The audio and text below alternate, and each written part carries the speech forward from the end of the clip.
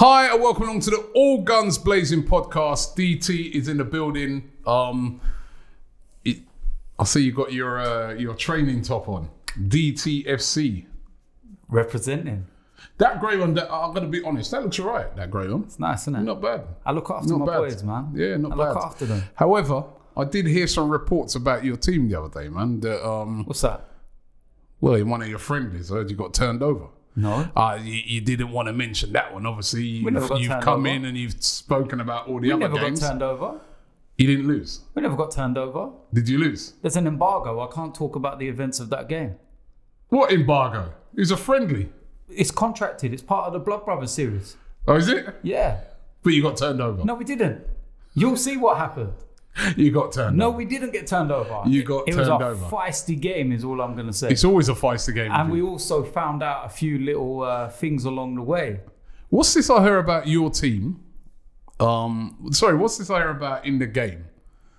That you ran out of ideas. What? Go away. Get out of it, man.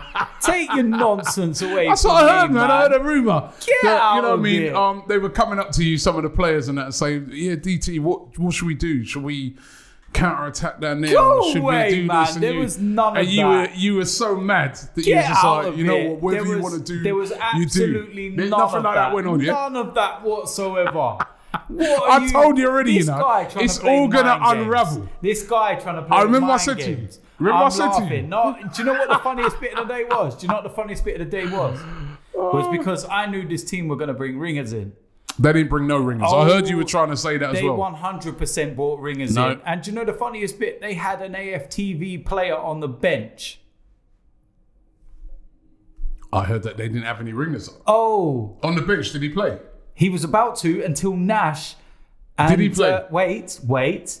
He was about to, thinking that nobody would know. And then your captain Nash turned up. He got shook.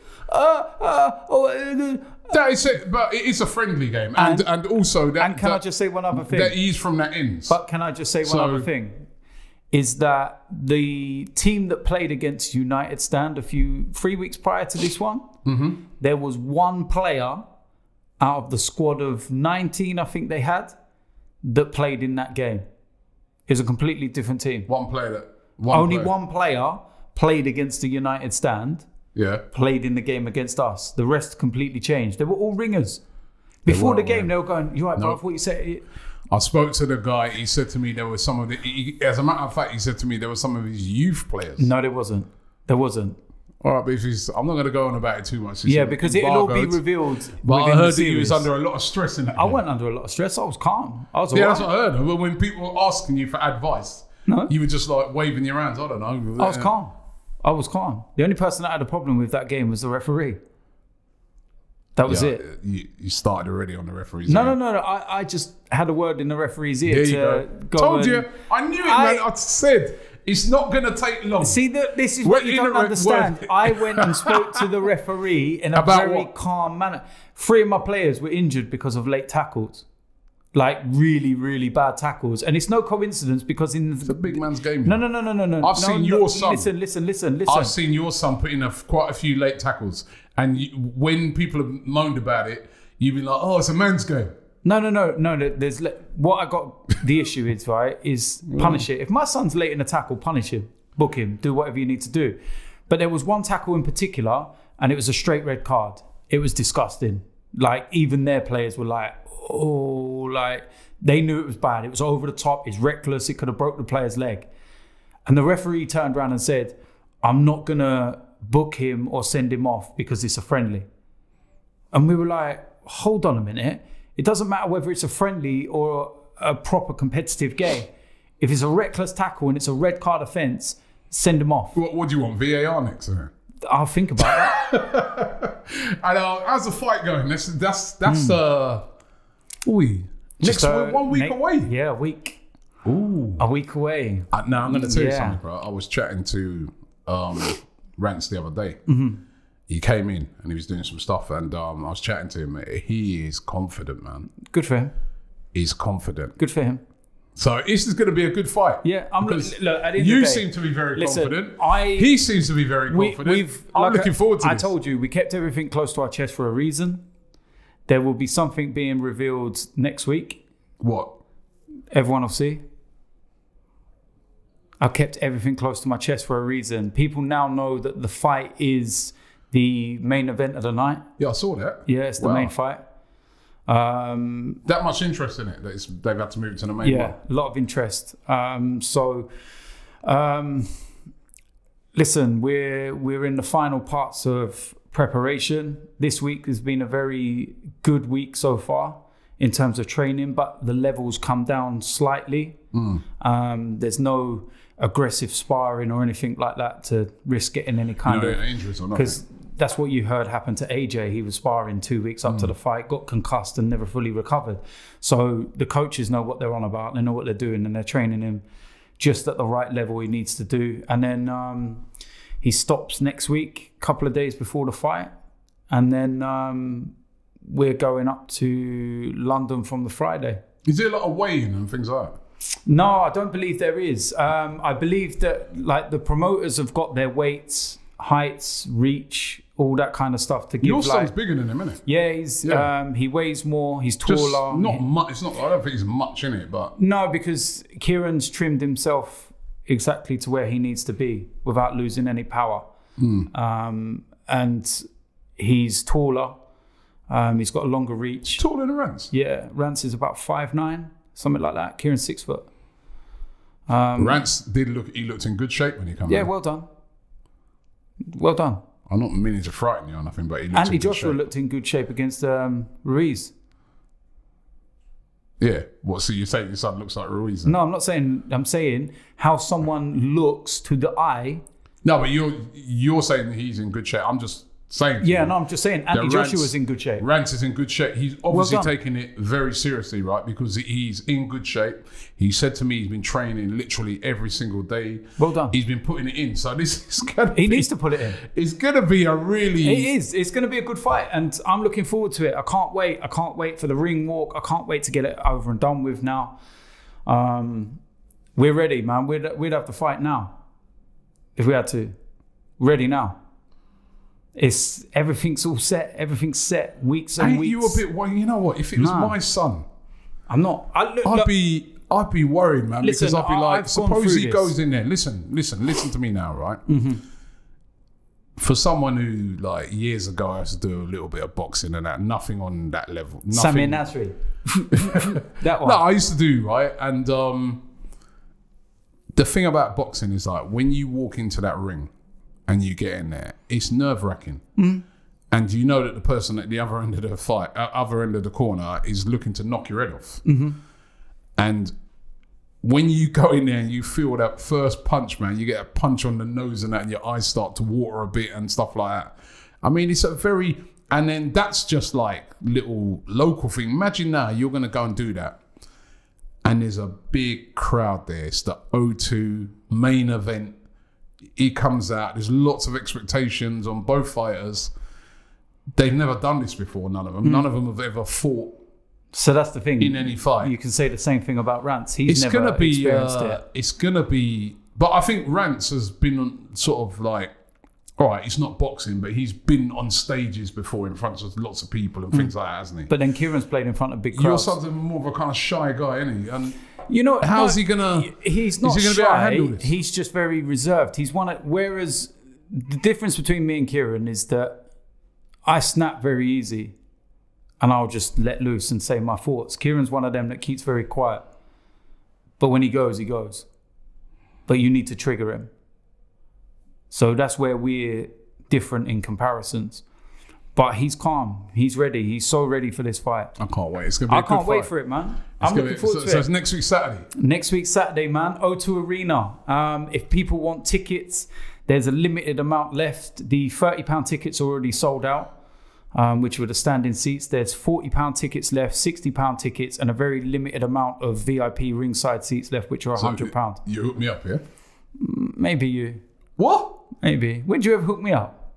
Tao, when we do the video, all these sections about tickets and that, where you can, that gets cut. Oh, yeah. Yeah. You know what I mean?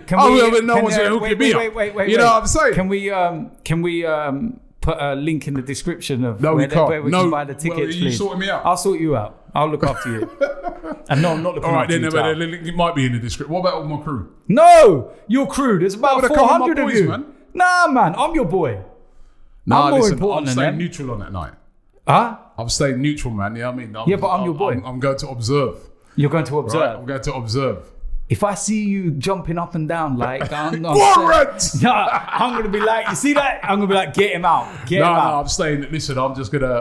Honestly, I'm really looking forward to it. I really can't say who's gonna win it. It's because I have seen a couple of videos of your son, and he looks sharp. I've been very impressed, man. I've been like, wow, he's really taken to it. You can see in some of the clips that I've seen that he's enjoying himself. Yeah.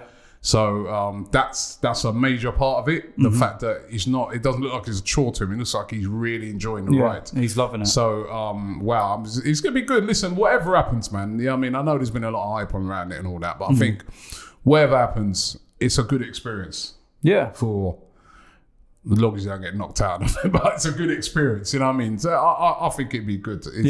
This is the way to settle things, man. Yeah. In the ring. Yeah. Not with knives and guns and 10-man turn up, roll up on you and stuff like that. There's too much of that. That's why, I always say, I've always said this for years and years and years. That's why I respect these gypsy guys, man. I respect them. I remember years ago, I did a club night, right? And I was I was managing this club at the time. Yeah, right? I know exactly what club you're on about. And these gypsy guys came and they said, can we book the club? During the week, we want to do an event. And I was going, okay. So I said, yeah, cool. They go, you sure? So I said, yeah, well, what's wrong? I think it's because they've been turned away by every single club because nobody wanted to do anything with them, right? But I was cool with them. I was going, nah, man, it's good. I go, listen, you guys want to do something as long as there's no trouble, right? I go, you guys got to be, they go, Robbie, I ain't gonna do the accent. They said, Robbie, right? You're gonna. I ain't gonna do the accent. I'm probably getting knocked in my mouth again, right? They said, Robbie, don't worry, we'll take care of it. Yeah. On the night now, it was a good night, man. Trust me, they had people. They came from all over the country. They had some people come from even Europe for it. It was packed, right? But during the night now, on a couple of occasions, there was a couple of kickoffs, right? But what I rated about these guys, there was one fight in particular. These two guys, they started arguing. I think it's either a girl or something. Guy just said, yo, come on, outside, right? So I see all the commotion. I see them going outside. So I said to the guy who organised it, okay, yeah, well, I told you, man, no trouble. I got the police looking at the club, everything. What? He goes, don't worry, Robbie. They're going to settle it. They two guys, they went outside, man.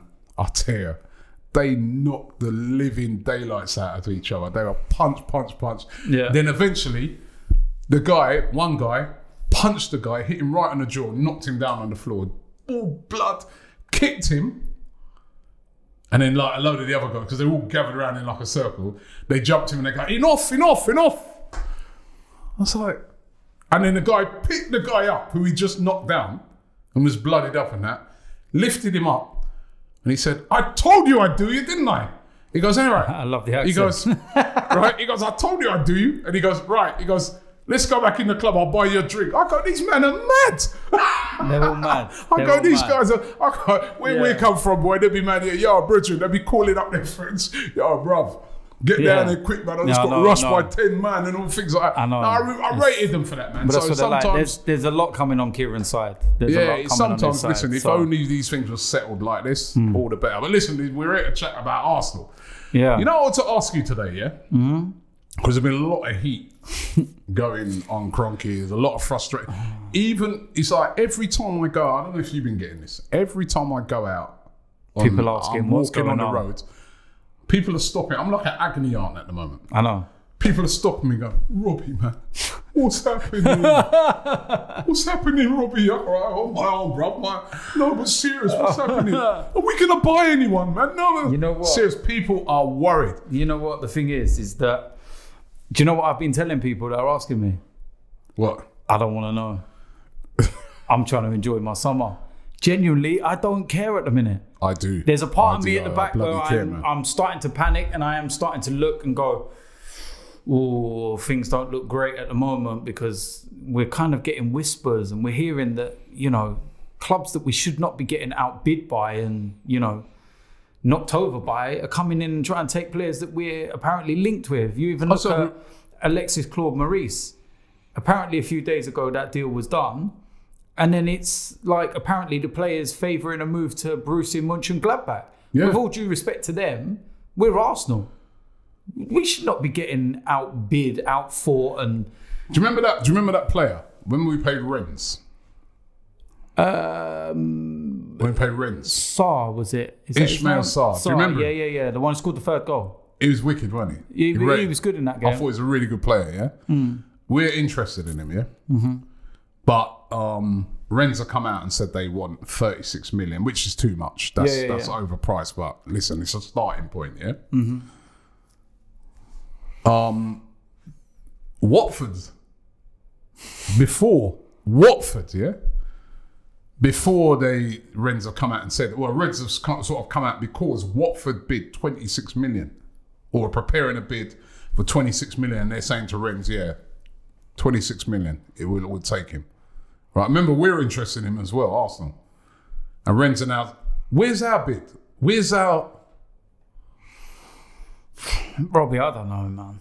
I honestly don't know. I can't answer this at the moment. It's going to be another one of these frustrating summers, isn't it? It might be. It might be because, you know, I'm looking at it and saying once July the 1st comes, so we got just over a week, then there really is no excuses. Oh, the kit launch. Yeah, because a lot of people are saying that they don't want to announce a player because they can't put him in the Puma kit and this, that, the other, which I do think's a load of crap. That's because rubbish. What I would do... Adidas kit, by the way. No, they can't put him in the Puma kit. Yeah, but that's rubbish because you can still buy the player and you can just announce it on when the kit's come out. What I'm saying is, why don't you just get the player in the Emirates holding a scarf above his head, like the old days? Why do you need the shirt? No, but see, that thing about kits and all that's rubbish, right? Because you could buy a player from now and you don't have to do the photo shoot yet. No, but just announce that they've done it. You could do that when you do the announcements now for Adidas and that, then you do it then. You don't have to do the photo shoot straight away. The photo shoot doesn't follow immediately.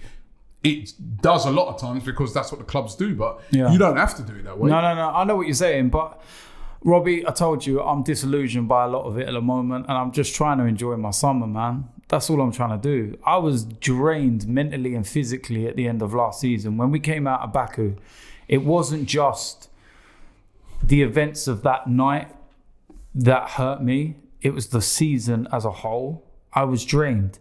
Troops was in tears. You've already been to a game. Can you how many games have you been to this season? I was like, how many games? Is this guy mad? When that guy said that, I was like, uh-oh. I was like, we even went to like pointless friendlies in Dubai. I even went to the Legends game in Madrid. Do you know what I mean? Tao was there with me on that one. And it was just like, but no, I'm just... You know what it is? That would have been kind of like the icing on a difficult season, especially the end to the season.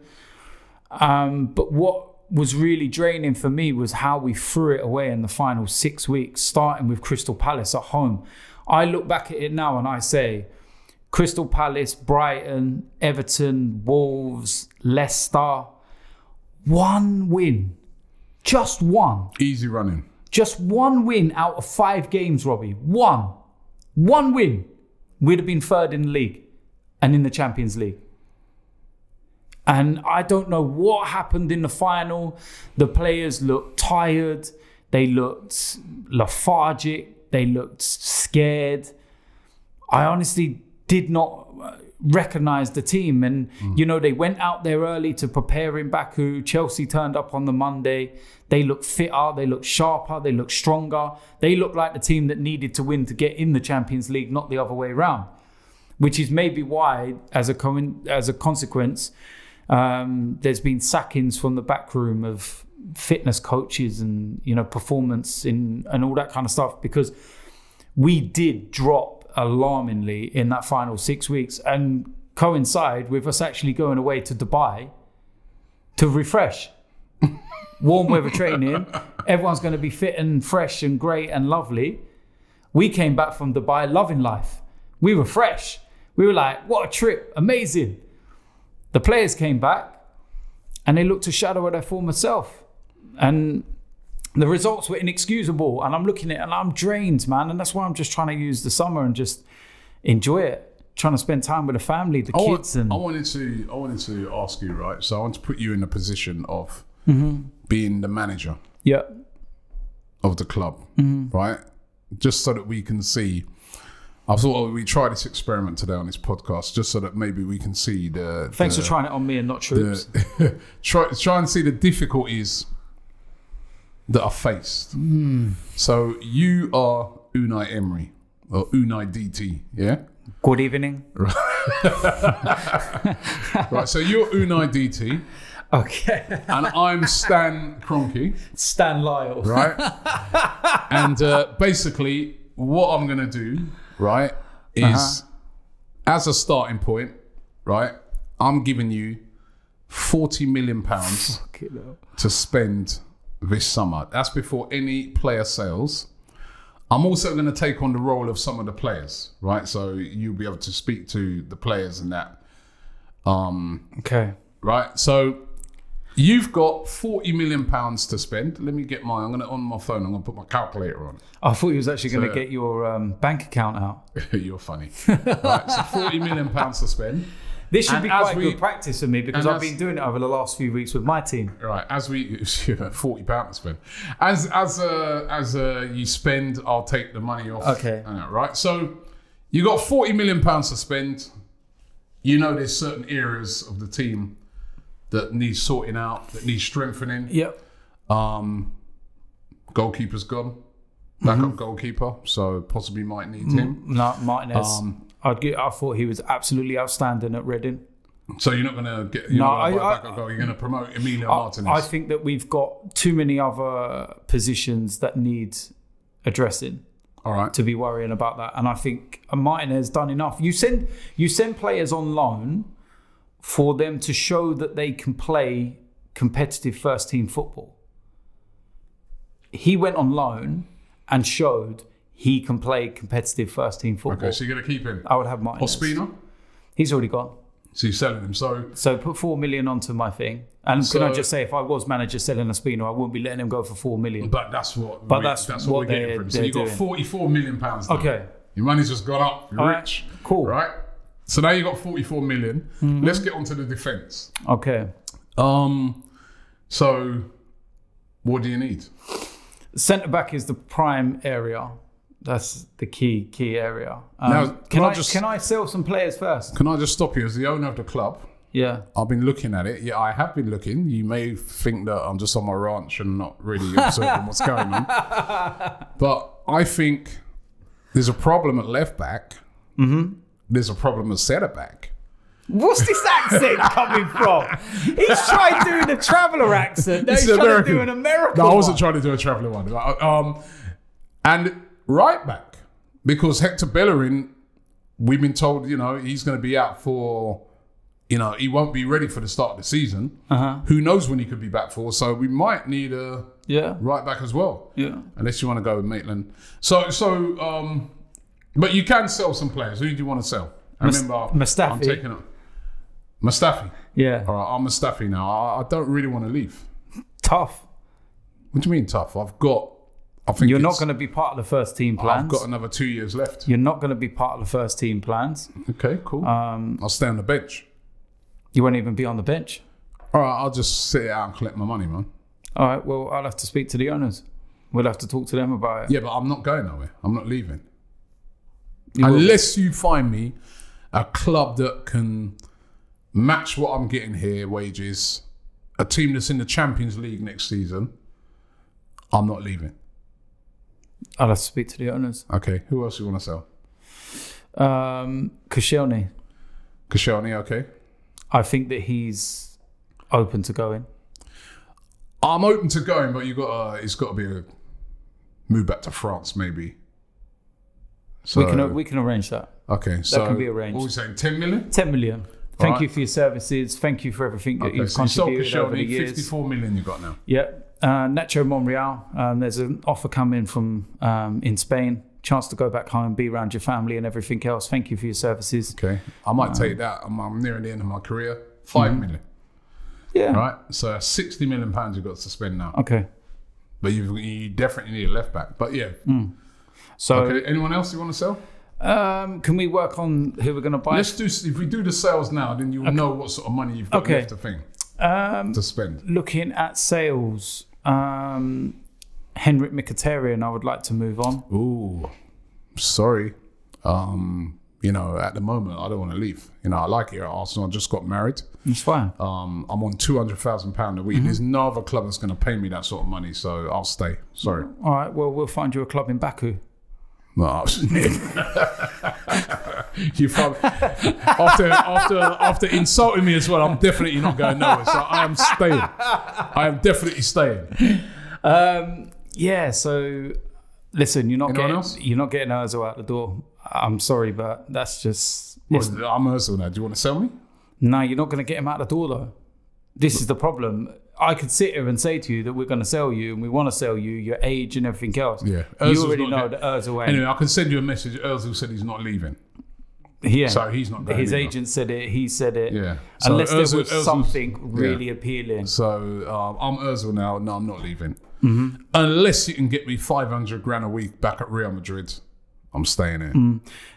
The only thing is as well is what you've got to take into consideration is that 60 million that we've currently got also is technically a little bit more than that based on the fact that we've lost. No. You got 60. Because of players that are going on free transfers and their wage bill is free. Don't worry about the wages. All you're going off of this is transfer fees. Petr, Danny Welbeck, Aaron Ramsey, Stefan Lichtsteiner. But I didn't get there's $500,000. I didn't get no money for them. Yes, they've got more wages available, but you still got to buy these players, Okay. right? And now you've got 60 million at the moment. Anyone else you want to sell?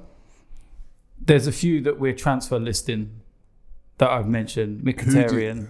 No, none of those are going. Who else do you want to sell? No. We're going to have to make sure that They're not going. They're nudged out the door. This is real football now. They're not going. Yes, and they will be nudged out. Every player has a price. Those players that you've said. Every player has a price. If somebody's willing to pay it, those players don't want to go. They're on big money. Ozil, let me Mkhitaryan. let me refer you to something, and it's the story of Adebayo, and you should know this story very well because it was John Smith who was his agent at the time, and he's told you this whole story. Yep. That he did not want to leave Arsenal. He said very clearly, categorically, when Arsene Wenger told him, Man City have came in, made a bid for you, we're selling you. He said, no, There's a big difference. I do not want to leave. There's End a of huge story. difference. There's not a huge difference. He doesn't want to go. The fact is, He was forced. The difference in that one, though, is that they were going to pay more wages than what he was on, which they did. They paid more wages than what he was on at Arsenal. You're talking about Mkhitaryan and Ozil. They're not going because... But the point remains is that Adebayo didn't want to leave. Even with the wages, he didn't want to go. Well, those players are not going. But he was given an ultimatum. He was told. Those players are not going. Who else? Those are the players that I'm going to sell. I'm going to get Mkhitaryan and that out the door. No, Mkhitaryan's not going. So I'm going to get him out the door. You have to look at some other players now. Any I other players? I will get him out the door. Any other players you'd like to sell? I'm going to get him out the door. Granit? Would he leave? There's Atletico Madrid, Inter Milan interested in him. Willing to pay about 40 million? Given the budget, I'll take that. Are you sure? Yeah. Okay, so 100 million. You notice how he didn't put a fight up to say that Granit Although Granit, you know what? Granit may not want to leave either, but Atletico Madrid can offer him Champions League football. So it might club. be appealing and they could match the wages because he's not humongous. So that's why he could go. So 100 million. Anyone else? So we got 100 million. You got 100 million. Right, we'll start with that as our ballpoint figure. Do we get our Adidas money? Emirates money? Forget about the Adidas money. Emirates. Why? I've got a club to run, Yeah. I need that money to run other things. Cool. All right, you got 100 million. Let's start with the players then, shall we? So you got 100 million. All right, I'm going for Kieran Tierney at left back, 20 million max. Okay. I will go for... We're going to have to go for youth, to be honest. We haven't got the kind of budget to be going for an MTT or something like that to tempt him, because we're probably looking around about the £60 million mark. And that's just too much of a gamble given his injury record and everything else. So you're looking at, I can't pronounce his name. Saliba? That's the one, the French league, the young lad. All right. Him and... So how much would he be? About 27 million, I think. No, he isn't that much. That's what they said. He's going to be about 20. I'll give him for 25 to get a discount. Give or take. Oh, you get a discount. Right. Okay, thank you. And then you're talking... I messed up my calculator. Hold away. So you were down to 80. Yes. All right. So now you have 55 million. So we have... You're looking... Upper Makana. Upper Makana? 30 million. Okay, you got 25 left now. Rabiot, free transfer. Okay. And Ziyech, Ajax, 25 million release clause. Okay. Done. That's it. Money's done. Players bought 2 centre-backs, a left-back, centre midfielder and a winger, and then you promote youth as well. Reece Nelson, Smith Rowe, move Iwobi inside to the middle. Where does Rabiot go instead of Xhaka?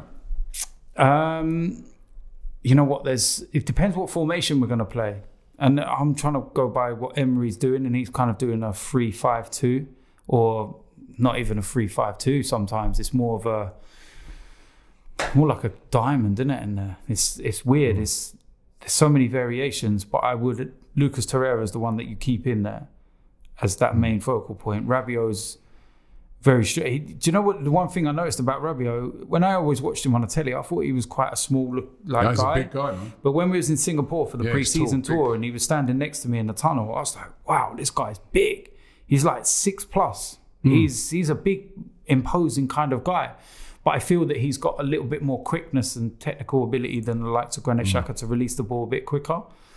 So let's take a look. So you used the money not bad. All right. So if we was taking a look at your starting lineup, we'd be Leno at left back. You'd have Tierney. Right back, you didn't buy a right back. No, we didn't have the budget. So we didn't have the budget for it. So it's going to be a case of whether we get the Adidas money and the Emirates Stadium money. Forget about other money. No, I just said if we get and you're going to have to go. But hold on. If we do manage to get rid of Mkhitaryan. No, but forget all that now. This is what the reality of it is. Yes, I know, but we're just going with what he said. Right, so I'm saying it's Maitland-Niles at right back. We can buy a right back if we sell Mkhitaryan. So Maitland-Niles at right back. He'll have to start off the season there. You remember the final. You think that's going to be good enough? Well, it isn't, but you're not giving me no money. It's what it is, mate. This is what do you think I am? This is how hard the job is. I'm just trying to show you. Look at the players. Right? Look at the players I've just bought in. You bought in Saliba. I think you were very ambitious with the Upamecano one. What was you saying? 30 million? About 30 million. I think you might be more than that. Give or take. Right, but 30 million for, I gave you that. I think you'd be more than that. But so you're going to have a centre-half pairing of Saliba and Upamecano?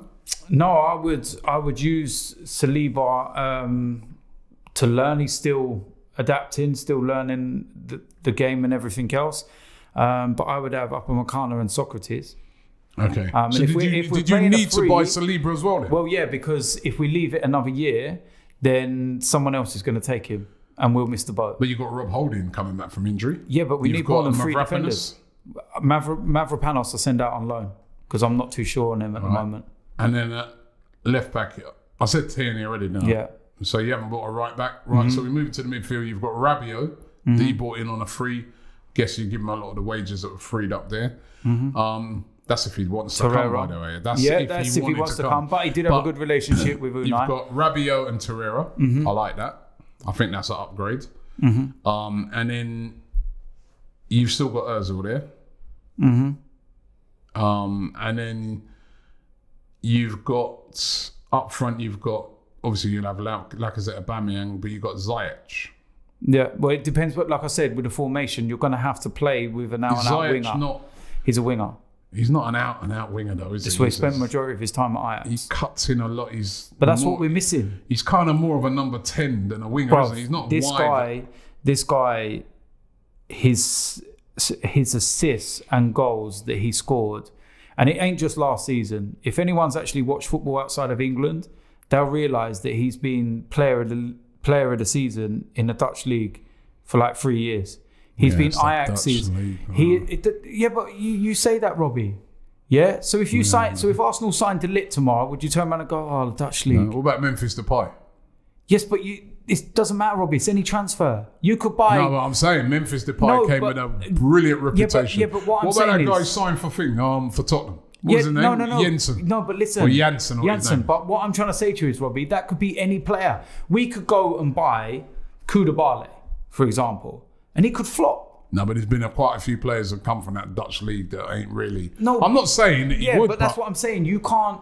At the end of the day, the guy's got a release clause. You would never get him for that kind of money. He has not had one good season, and we're basing it off watching him last year. The guy's been seriously good for about 3-4 years. So with that money, do you think that will be good enough to...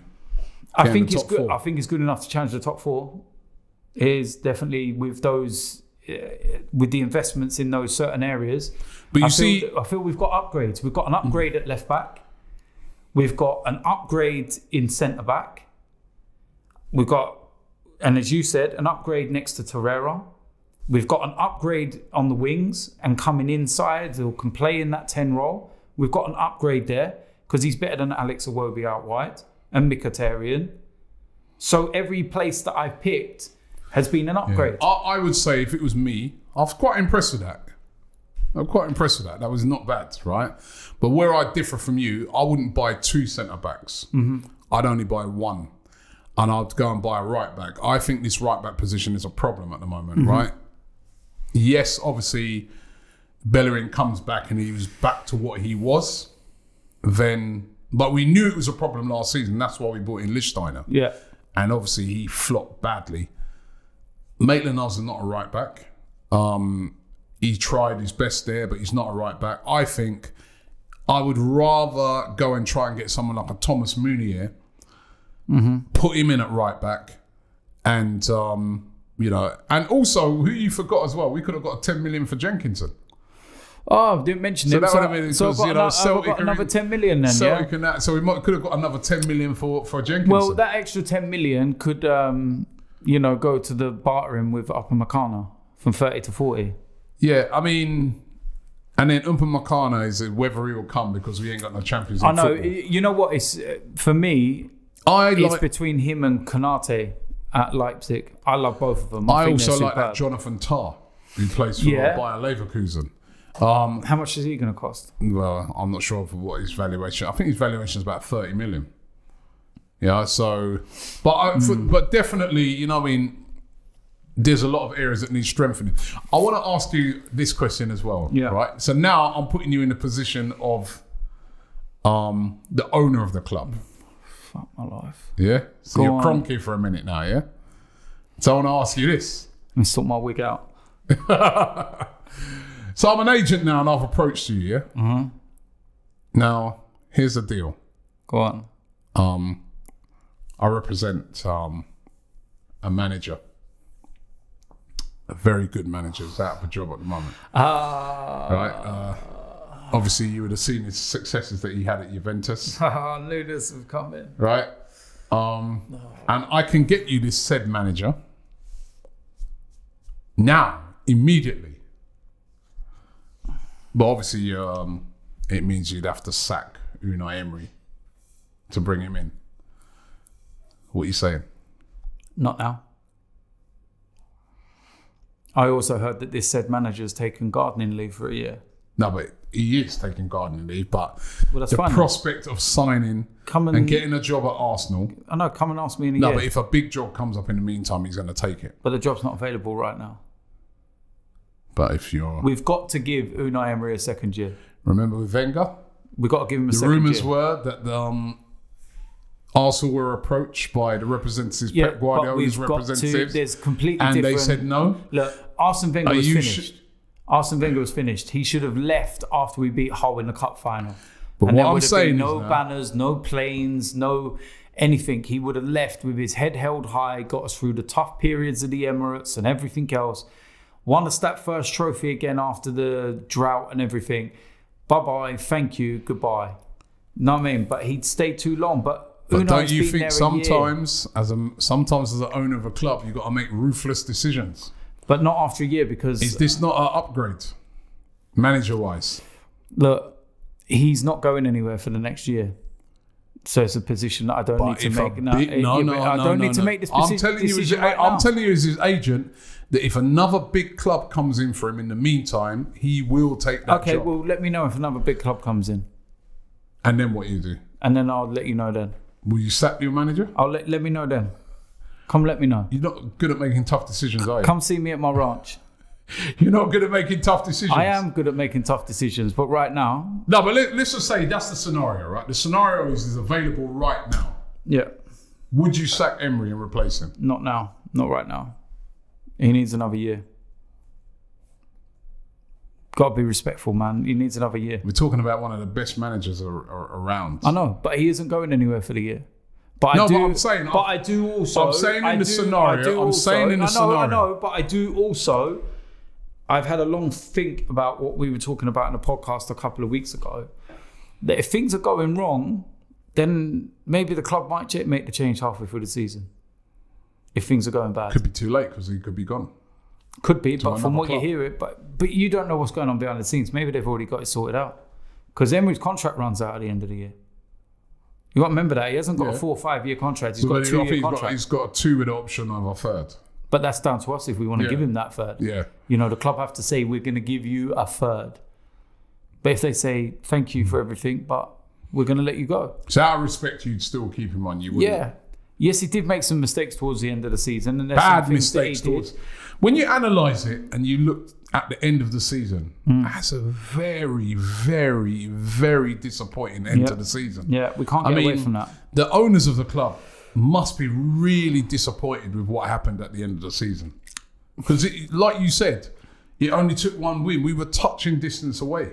And we couldn't garner 1 win. And I think the other thing is as well, and this is another question I want to ask you as well.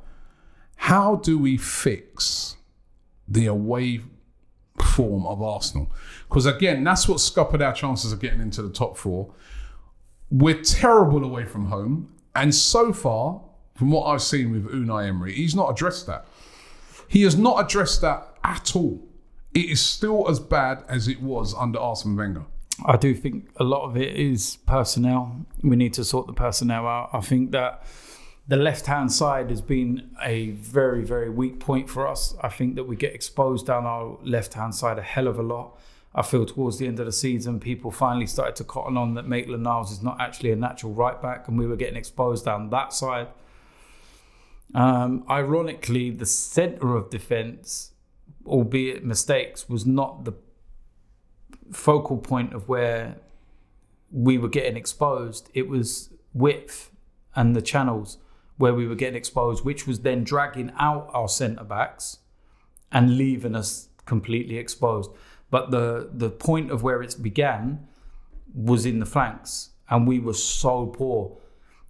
We compare, I know I've been doing it a lot recently where I compare to Liverpool, but those are the type of teams that you want to go and replicate and be just like. Liverpool, for me, have got the 2 best fullbacks in the Premier League, better than Man City. For me, I think Trent Alexander-Arnold and Robertson are better than any other fullbacks in the Premier League. I think they're both double figures for assists. And they're just...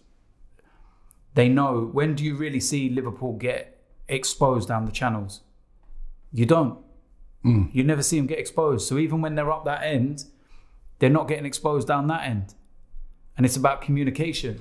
But Emery's got to fix that this season. Yeah, it has to. I mean, it's just not been good enough. I mean, there's been no change away from home. No, there isn't. Which for me, has been the really disappointing thing about Unai Emery. It'd be nice. I thought that he was going to really address the defence. Yeah. I thought that would be the first thing that he'd say to himself, right, he hasn't. No, we haven't. It's as bad as it would be nice. It's been unlucky that he's actually lost 2 key members of the back line, because I feel that the system that he wants to play, Rob Holding, is crucial, because he literally is the only ball-playing centre-back we have. He is. Koscielny can't do it. Socrates can't do it. Mustafi can't do it. Mustafi can't make a 5-yard pass without hitting the guy in row 10. It's simple. He tries it all the time and he just fluffs it. Rob Holding is literally the only one. When I had a conversation with Leno earlier on in the season, when I met him, and I said to him, like, how's Rob getting on with it? Because it was just after Holding had got injured, and I said to him, how's he doing with his rehabilitation and stuff? And he was saying he's a massive miss for the team, because for Leno, when he gets the ball, he plays it out predominantly to Rob Holding, because he knows that whatever ball he gives Rob Holding, that ball will never come back to him. It will never come back to Leno, which then puts him under pressure. Rob Holding will always be able to pick it off, or what Rob Holding does is go into the space, drive with the ball, carry the ball. The moment Rob Holding came out of the side, Leno was then trying to do the same things, which was play the ball out to, say, Socrates or Mustafi, and they couldn't do what Rob Holding did. So what was the first thing they done? Play it back. What happened then? The strikers pushed on to Leno. He was having to rush his clearance. It was going out for throw-ins. It just wasn't. We need him there. We need a ball-playing centre-back, and that is the only thing that I'm really regretful over the course of the season was Bellerin and Rob Holding's injuries. I think that they were, and even Danny Welbeck, when we needed a substitute to come on with 20 minutes to go and stretch the game, how many times were we crying out for that this season? So we had 3 season-long injuries to 3 key players of the side that are key to the way we actually play. And there's a lot more into it. People have to understand about centre-backs, that you have all different types of centre-backs. The ones we were left with, like I said, are not ball-playing, comfortable, carriers of it. Rob Holding, if you remember, when Rob Holding come into the side, because he didn't start the season in the side, he then came in, and it coincided with 21 games unbeaten, or 22. And how much more comfortable, calm down, how much more comfortable did we look when we had him in the side? We were playing the ball out from the back. We were starting to not get... We went from the start of the season when the ball went back to the keeper and we're like, oh my God, what are you doing? We'd gone from that to being like, calm, leave it. Lads, all right, leave them to do what they're doing, they're calm. We were starting to get over that period. And then that game at Old Trafford, just the most innocuous challenge on the halfway line with Rashford. And that says it all there. Where was Rob Holding, halfway line? You don't see Socrates, Koscielny, all these players going out towards the halfway line with a ball. He's a ball carrier. He's crucial to the system that Unai Emery wants to play. Well, that's one player, but I still, the thing is about it that I really found really concerning last season, and still concerns me for going into the new season, was the way we were so disorganised. I thought we were going to be, I thought Unai Emery was going to get us set up really organised. Compact. Really be a tough team to beat, and we weren't. We were just as easy to beat as we were under Wenger. And I think he needs to get that right next season. Yeah. Or, I do think we said it last week, it's a huge season for him. He will get shown the door if it goes wrong. Yeah. He will. He will start getting a lot of heat, start getting a lot of pressure. There's no loyalty left anymore, because it's not a Wenger situation where you're like, oh, go on, give him another year. And his manager's knocking on the door. Well, now that Allegri is available, there's managers knocking on the door. It does kind of give you a catch-22 at the moment. And I still look on it and I think to myself, and that's why I popped that question to you about Allegri, that, if I was in charge of Arsenal right now, and I know it sounds harsh, and I'd love to get people's comments on this, I really would. Be interested to find out. If the representatives of Allegri came to me and said, he's available right now, this minute, if you want him, he will forego that gardening leave for the season and take on the Arsenal job right now. Interesting. As the owner, if I was in the owner's position, I'd have to say, right, and I know it sounds horrible, and I like Unai Emery, and I really want him to succeed, but I'd have to get rid of him, and I'd have to take Allegri. I don't know. It's harsh. That's a big shout. It's harsh. You're saying you wouldn't. You're saying no, not in a minute. Based on what? But you're just doing it on a loyalty basis. No, I'm doing it based on the fact that I feel that Emery was a little unlucky. I think that but the running was terrible. I know the running, but then and I'm just pointing out two things. I'm saying the running, the players, and also the way in which the team was so poorly. And I know it's only his first season, and I know it's harsh, but it was very badly organised. Yeah, I know that. And we know that Allegri's a guy who gets teams very well organised. He's very respected. Yeah, he'd be able to attract some players, but he also wants money. He wants money, but he'd be able to attract some big players at a time where we're struggling. Yeah. You know, we're going to do a poll on it. We're going to do a poll on it. It's not something that's going to happen, right? But we're going to do a poll on it. If Allegri was available right now, this minute, he didn't take a year off, would you... it sounds horrible to say. Sack Unai Emery to bring him in. Listen, if it was like at Chelsea, it was Unai Emery, right? These things that we're saying, boy, sound unthinkable, would be the sort of thing that the owner there, Abramovich, would be considering. He'd be like, boy, you know what? Hey. Yeah, I know what you're saying. Well, I want to win things, man, and this guy's available right now, and I'm on a bit. And we've heard the rumours. We've all heard the rumours at Arsenal that Guardiola was available, and we didn't go for him. So I don't know. I think Allegri's like one of the best managers in the world right now. And I know he didn't win the Champions League with Juventus, but he's won year in, year out. He won the league with them. He's like managed like top players. He's respected. I'm gonna put it out there in a poll.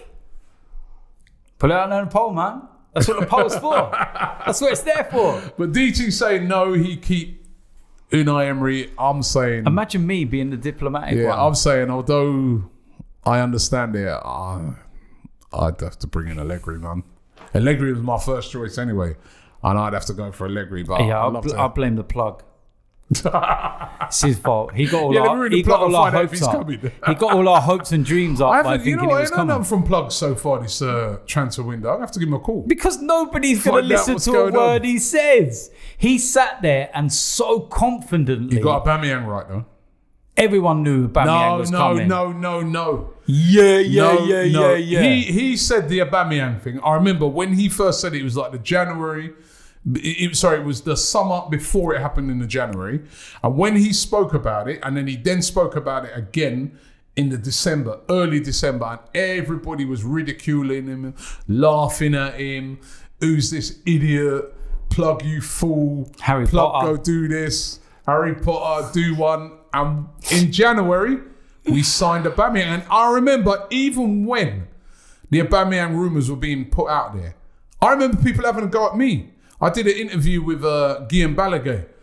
People, Robbie, what have you got him on there for? He's come to spread fake rumours. We're never getting Aubameyang. This is Arsenal. Don't be stupid, blah, blah, blah.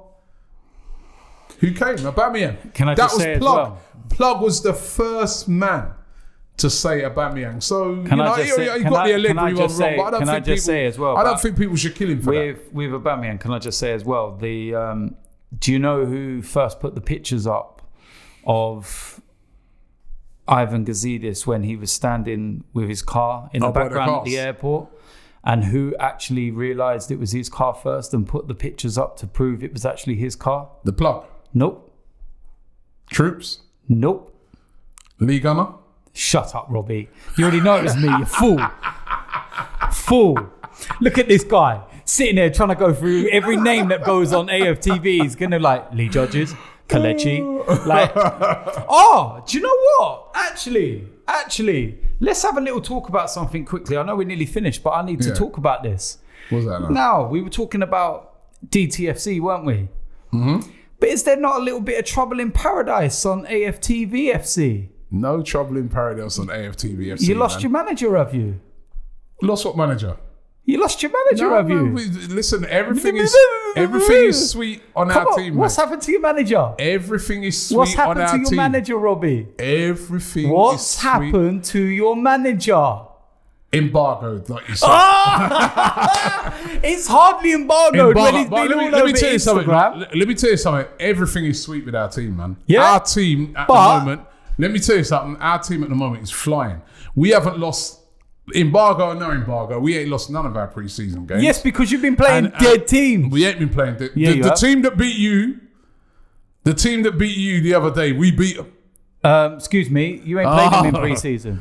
Huh? You ain't played them in pre-season. Listen, you have not played them in pre-season. As I said about our team, and I'm not going to go into it too much, but our team is flying. Well done. Well done. Now, can we get back to the point? Can we get back to the point? Where's your man? How is he embargoed when he's been all over Instagram telling everyone about it? Embargoed, but listen, all is sweet with my team. Man. Wave after wave. All is sweet with my team, Bridget. You know what I mean? Yeah. As I said, so you've now lost 2 managers in the space of 6 months. Maybe give a leg ring. I should. Actually, no. I don't need to get Allegri in this case. But listen, this is when you. You know, this sort of. I was about to say, when you own a club, these are the pitfalls. It's not as easy. You know, even you just see, even at just a little level, the little basic level that we do. You see, it's hard work, man. You see the difficulties with players. Yeah, it's hard work, man. And now you put on top of that, right? You take away the fact that our players, they're just doing this for, you know, just doing it for fun, and it's just, and then you then factor in, you know, players on big wages, egos, all that, and you start to see how difficult it is. To run a football club, so especially the ego thing. Can I ask you one other thing? Yeah. How well do you think they're going to do? Who? Come on, are you worried? It's embargoed. No. Are you worried? Worried.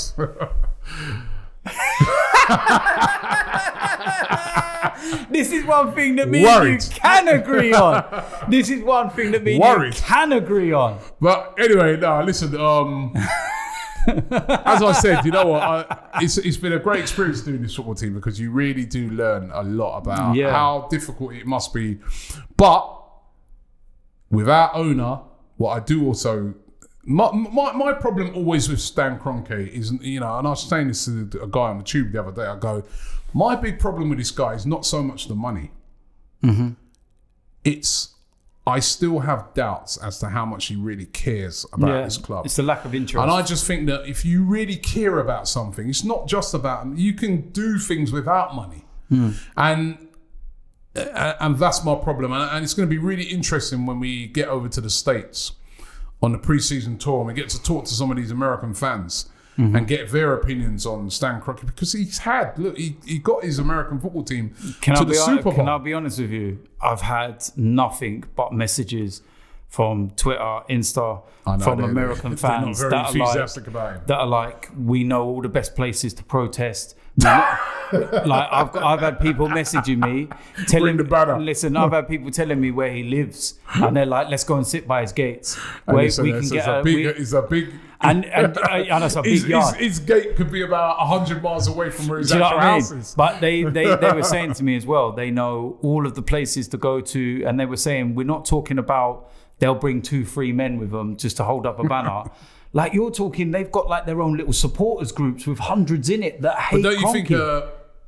Even you said it though a few weeks ago. We have to give him this summer, don't we? We have to give him the summer just to see what happens. To see what he does first. And if he don't, it's only fair, isn't it? It's only fair that, like you said, new regime. We got to give him the summer. But I'm not liking what I'm seeing. No, I'm not liking it. And if he doesn't act, then I'm gonna have to get the iron out. and start pressing those banners. Do you know what I mean? And yeah, they're going to come out. Listen, it's still early in I know everybody's frustrated in that, but it's still early in the transfer window. Let's see how it all develops out and how it all turns out, and hopefully it can turn out for... You never know, man. Sometimes in a transfer window, out of nowhere comes a gem. And hopefully, you know, we can pull something like that off.